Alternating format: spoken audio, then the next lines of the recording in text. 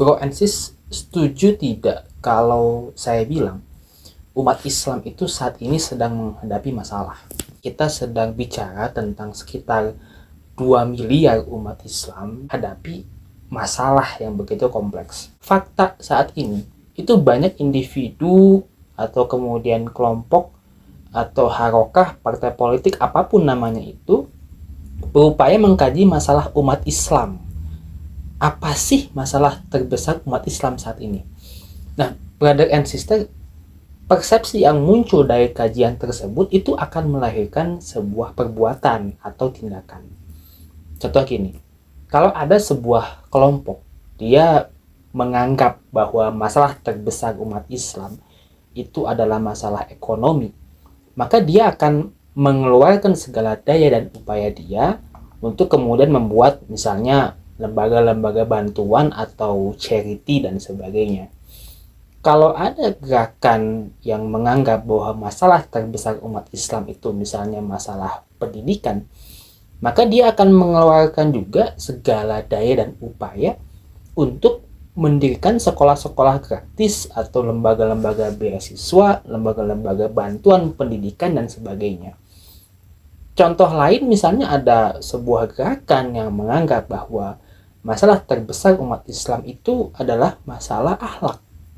Maka pasti dia akan membuat berbagai majelis-majelis seperti di mimbar atau platform radio, televisi, website, atau misalnya dalam konteks kekinian itu adalah media-media sosial.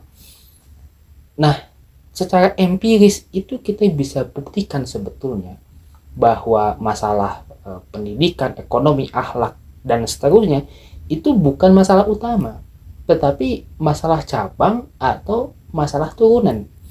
Gini, misalnya ada seorang dokter, dia itu ingin tahu penyakit seseorang, maka dia pasti akan mengecek gejala-gejala, betul tidak? Nah, ekonomi, pendidikan, kemudian kesehatan, lalu masalah akhlak dan sebagainya, itu sebetulnya gejala-gejala gitu. Jadi bukan masalah utamanya, tapi gejala-gejala atau masalah cabang dari akar permasalahan sebetulnya yang dihadapi oleh umat Islam. Nah, apa itu? Yaitu tidak diterapkannya Islam secara kafah dalam bingkai khilafah Islamiyah. Kalau kita bicara tentang khilafah Islamiyah, itu kita harus paham bahwa kita itu bicara sebuah sistem pemerintahan yang sifatnya itu komprehensif. Dan di dalamnya itu termasuk gitu, ada ekonominya, ada hukumnya, ada pendidikannya, sosialnya, atau masalah akidahnya, masalah akhlaknya, itu sudah termasuk include di dalam pembicaraan tentang khilafah. Kita nggak bisa bicara ekonomi Islam, tapi mindframe kita atau mindset kita itu masih dalam kerangka kapitalistik.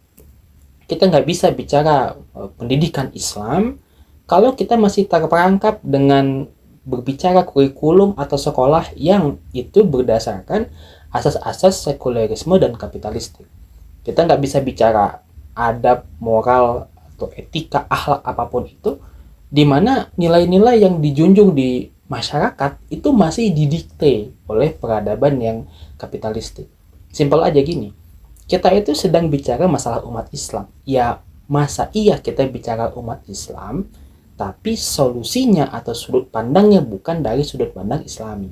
Nah, secara nasyara itu sudah dijanjikan oleh Allah Subhanahu wa taala, teman-teman sudah hafal ayatnya, zalikal kitabula raiba fihi hudalil muttaqin. Lalu apa dasar klaim kalau bisa disebut seperti itu bahwa masalah terbesar umat Islam saat ini adalah tidak diterapkannya syariat Islam dalam bingkai khilafah Islamiyah? Nah, kita bagi jadi dua pembahasan singkat. Yang pertama bahasan syariat Islam, yang kedua pembahasan tentang khilafah.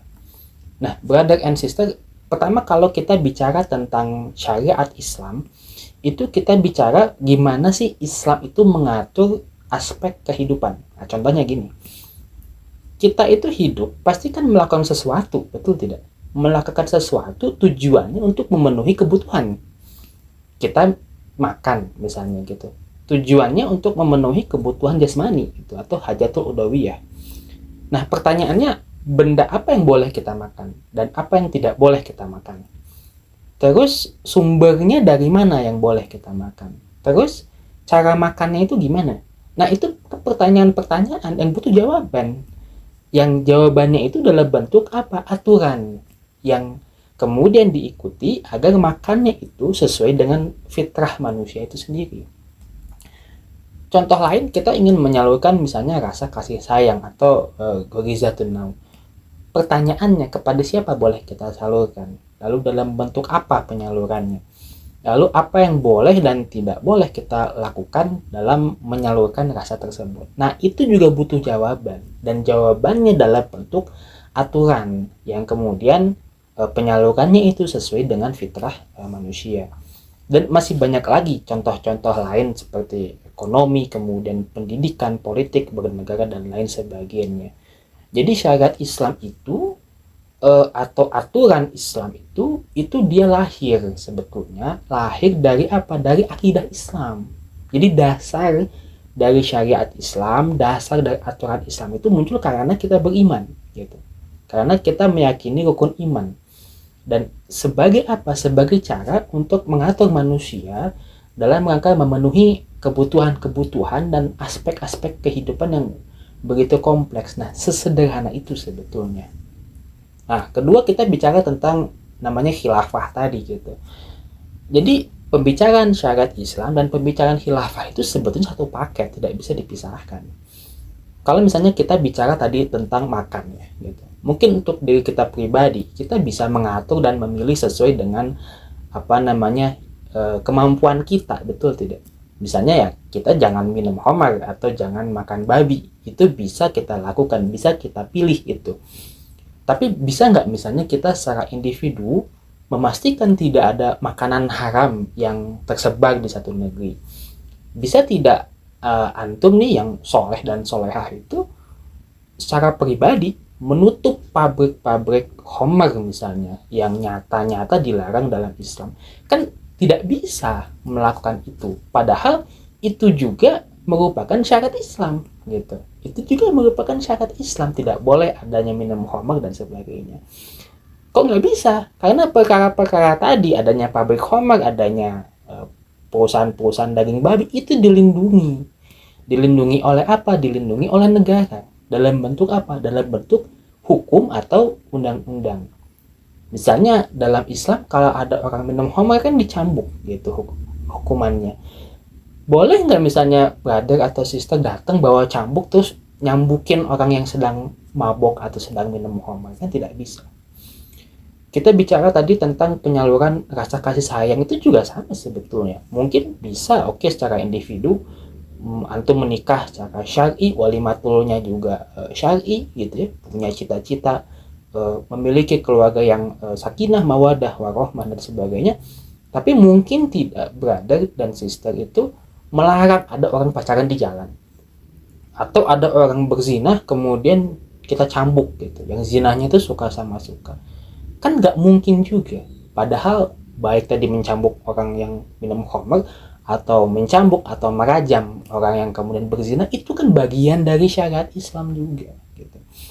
Belum kalau kita bicara ekonomi, bicara pendidikan, bicara kehidupan laki-laki dan perempuan misalnya di tempat kerja atau di sekolahan atau di tempat-tempat umum, itu ada syariat Islam yang berkenaan tentang itu semua. Tidak mungkin bisa terwujud kalau tidak diundang-undangkan gitu, atau dilegitimasi istilahnya gitu.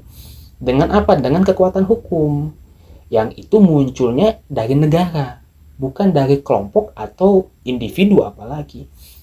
Sehingga bicara penerapan Islam atau penerapan syariat Islam itu sejatinya 99% kita bicara bagaimana mewujudkannya atau negara mewujudkannya dalam peraturan-peraturan yang sah, yang bersifat memaksa setiap warga negaranya untuk tunduk dengan hukum yang berlaku. Nah pertanyaannya, negara seperti apa yang bisa melakukan itu? Ya tidak lain tidak bukan adalah negara khilafah Islamnya tadi. Nah itu mungkin sebagai awalan dari diskusi atau video yang kemudian diupload di channel ini. Mudah-mudahan brother dan sister itu tidak puas ya, sehingga bisa mencari tahu lebih lanjut lagi dengan diskusi kita baik di kolom komentar atau WhatsApp atau kemudian di video-video berikutnya. Dan boleh juga kalau teman-teman mau ngaji ya gitu, mau ngaji secara langsung dengan Kang Ihsan, bisa nanti kita ngopi-ngopi di Bandung dan sekitarnya.